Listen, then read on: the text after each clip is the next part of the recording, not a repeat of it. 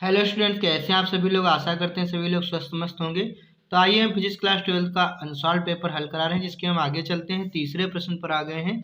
X दिशा में गतिमान एक वैद्युत चुंबकीय तरंग आकाश के किसी बिंदु पर बी बराबर दिया है, यानी चुंबकीय क्षेत्र दिया हुआ है 1 × 10⁻⁸ जे कैप टेस्ला है। इस बिंदु पर ई का मान क्या होगा।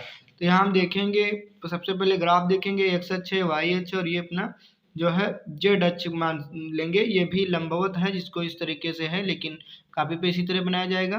तो यहाँ पर ई की जो वैद्युत क्षेत्र की दिशा होगी वो के मतलब के कैप में दिखाई जाएगी।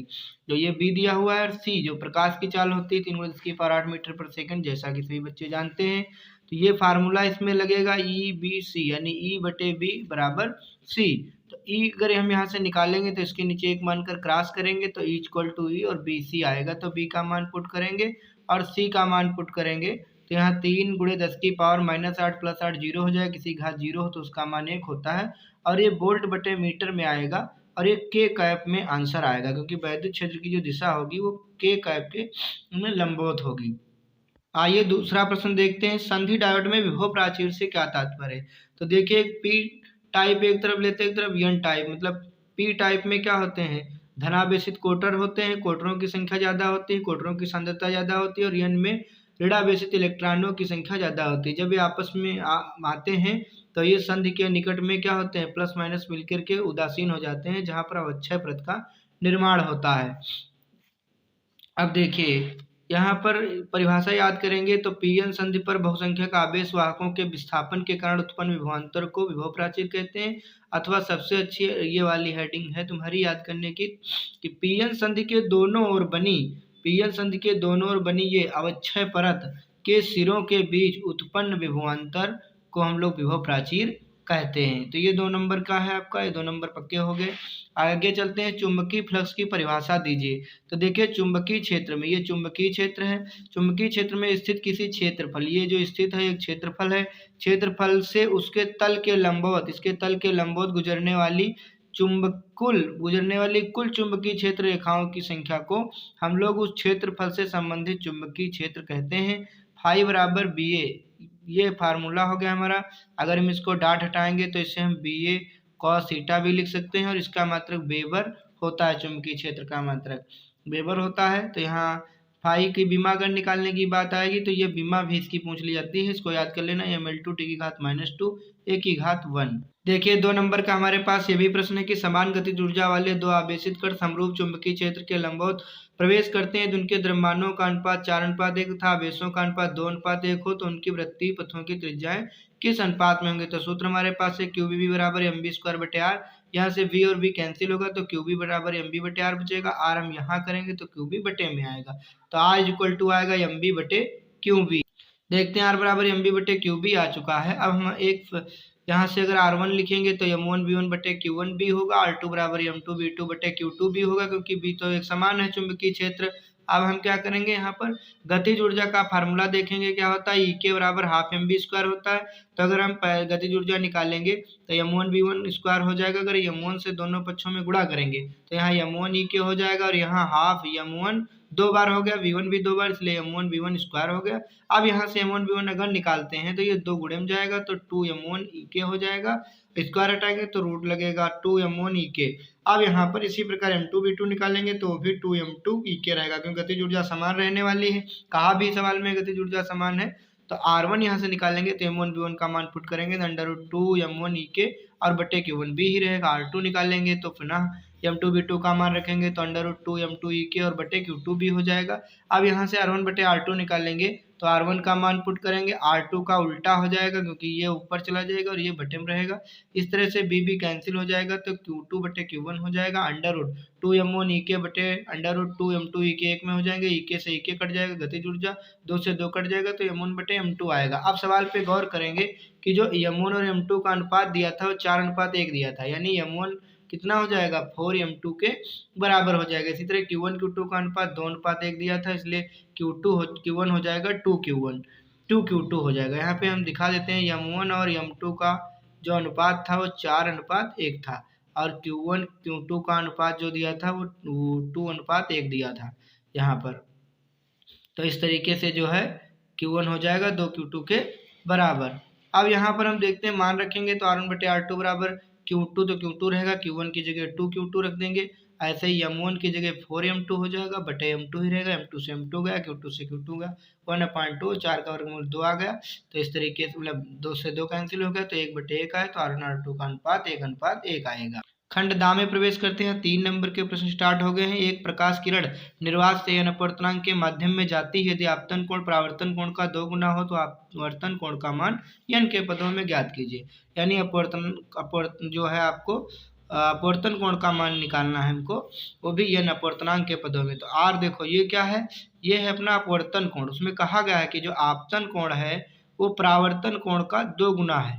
ठीक, जो आपतन कोण है वो परावर्तन कोण का 2 गुना है। तो हम यहाँ पर क्या करेंगे, जो आपतन कोण है यानी I है, वो परावर्तन कोण यानी R का 2 गुना है, यानी I बराबर 2R।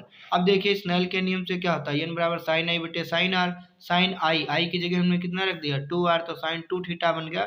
डियर स्टूडेंट, जो मैथ पढ़ते हैं विद्यार्थी, साइन 2 थीटा का फार्मूला जानते होंगे, 2 sine theta into cos theta होता है। तो यहाँ पे 2 sine r into cos r हो गया, नीचे साइन आर से साइन आर कैंसिल हो गया, तो 2 कास आर हो गया। अब यहाँ कास आर निकालेंगे तो n के बटे में 2 चला जाएगा। इसी तरीके से r निकालेंगे तो कास उस साइड जाएगा और कास इनवर्स n बटे 2 हो जाएगा। अब हमसे पूछा था आपतन कोण I का मान, तो I बराबर 2R था यहाँ पे, तो 2 और R का मान रखेंगे तो 2 कास इनवर्स n/2 हो जाएगा।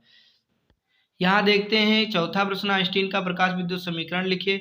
किसी धातु पृष्ठ के लिए जब आपतित प्रकाश की तरंग दैर्ध्य λ1 है तब निरोधी विभव V1 तथा तरंग दैर्ध्य λ2 पर निरोधी विभव V2 है। प्लांक नियतांक के लिए सूत्र प्राप्त कीजिए। ये भी 3 नंबर का डियर स्टूडेंट। तो आइंस्टीन का प्रकाश विद्युत समीकरण प्रकाश इलेक्ट्रॉन की अधिकतम ऊर्जा के बराबर होता है। तो E के बराबर हाफ mv² या फिर कह लीजिए h न्यू माइनस W बराबर h new minus new not. यहाँ पर न्यू जो है वो आपतित प्रकाश की आवृत्ति है, न्यू नॉट जो है देहली आवृत्ति है। अब प्रथम स्थिति में जो है एक फार्मूला यहाँ पर है, EV1 बराबर होगा HC बटे λ1 माइनस W। द्वितीय स्थिति में EV2 इक्वल टू HC बटे λ2 माइनस W। ये समीकरण 1 2 हो गई। समीकरण 1 से हम लोग देखेंगे अगर W का मान निकालेंगे तो W को इस साइड लाएंगे तो ये प्लस का हो जाएगा, उधर HC बटे λ1 है, EV1 इधर लाएंगे तो ये माइनस का हो जाएगा। तो इस तरीके से का समीकरण 2 से W निकालेंगे तो W को इस साइड लाएंगे प्लस का हो जाएगा, HC बटे λ2, और ये EV2 उधर जाएगा तो माइनस का हो जाएगा।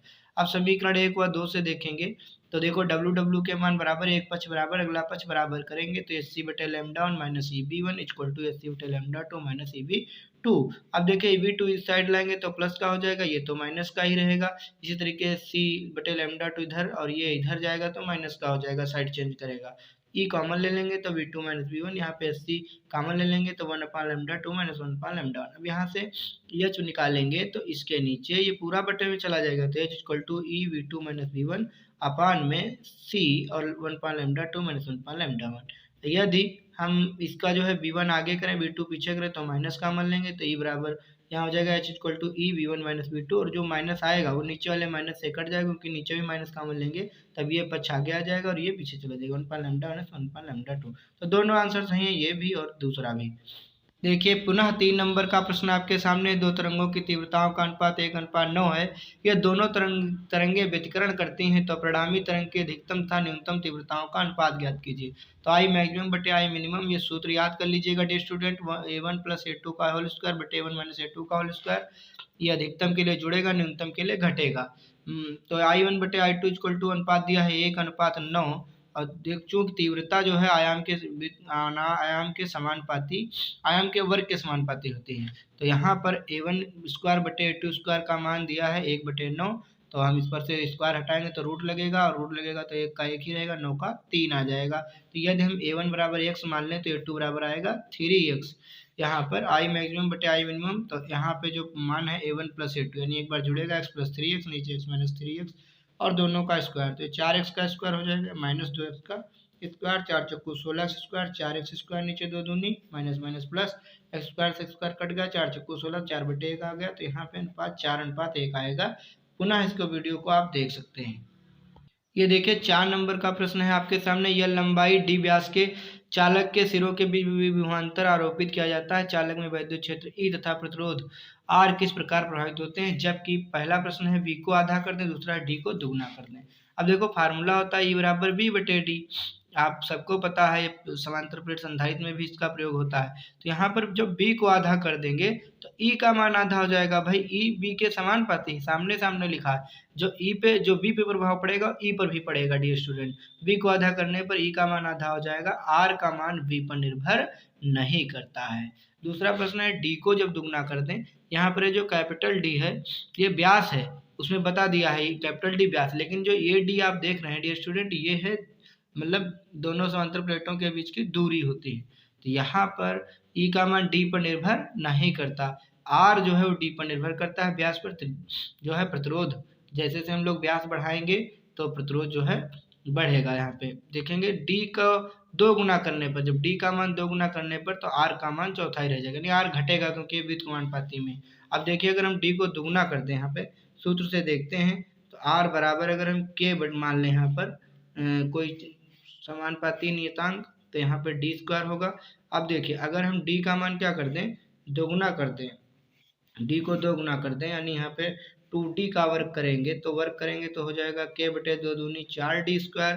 तो यहाँ पर k बटे डी स्क्वायर की जगह हम लोग r रख सकते हैं, इसे r डैश मान लें तो नया जो प्रतिरोध आएगा वो 1/4 गुणे यहाँ पे ये k बटे डी की स्क्वायर r रख सकते हैं, तो उसका जो है एक चौथाई आ गया, एक चौथाई हिस्सा। समझ गए होंगे आप। आइए चलते हैं नेक्स्ट प्रश्न पर, जो अंतिम प्रश्न है आज का 4 नंबर का। यह भी एक समतल वृत्ताकार कुंडली के लिए स्वप्रेरकत्व का व्यंजक ज्ञात कीजिए। स्वप्रेरकत्व सेल्फ इंडक्शन हमको निकालना है। माना आर त्रिज्या के एक समतल वृत्ताकार कुंडली में फेरों की संख्या कैपिटल एन है। इस कुंडली में धारा प्रवाहित हो रही है, आई धारा प्रवाहित हो रही है, यहाँ पे आई धारा प्रवाहित हो रही है, जिससे कुंडली के केंद्र पर उत्पन्न चुंबकीय क्षेत्र का फार्मूला ये याद कर लीजिएगा, बिल्कुल कंठस्थ कर लीजिए, V = μ0 NI/2R, जहाँ कुंडली से संबंध चुंबकीय फ्लक्स फाई बराबर होता है NBA, N है फेरों की संख्या और B है चुंबकीय क्षेत्र और ये है हमारा क्षेत्रफल। फाई = N इंटू यहाँ पे N इंटू बी का मान ये पुट करेंगे μ0 NI/2R, और क्षेत्रफल क्या होता है वृत्ताकार वृत्त का क्षेत्रफल पाई आर स्क्वायर, क्योंकि कुंडली वृत्ताकार है, क्षेत्रफल पाई आर स्क्वायर आएगा। आर से आर एक कैंसिल हो जाएगा तो आएगा μ0, फिर हमारा रहेगा पाई, फिर एन स्क्वायर हो जाएगा और एक आर बचेगा और एक आई और बटे 2। अब स्वप्रेरकत्व की परिभाषा से एल बराबर होता है फाई बटे आई, फाई का मान रखेंगे, नीचे जो है आई रखेंगे तो आई से आई कैंसिल हो जाएगी, इसलिए ये सूत्र आएगा μ0 पाई एन स्क्वायर आर बटे 2। समीकरण 1 मान लेंगे। अब यदि कुंडली के भीतर वायु के स्थान पर, वायु निर्वात ये जो है के स्थान पर अन्य पदार्थ को रख दें जिसके निरपेक्ष चुंबकशीलता म्यू हो, तो हम लोग इस μ0 की जगह पे म्यू रख देंगे, बाकी वही फार्मूला रहेगा। तो आशा करते हैं वीडियो समझ में आया होगा। मिलते हैं नेक्स्ट वीडियो में, तब तक के लिए धन्यवाद।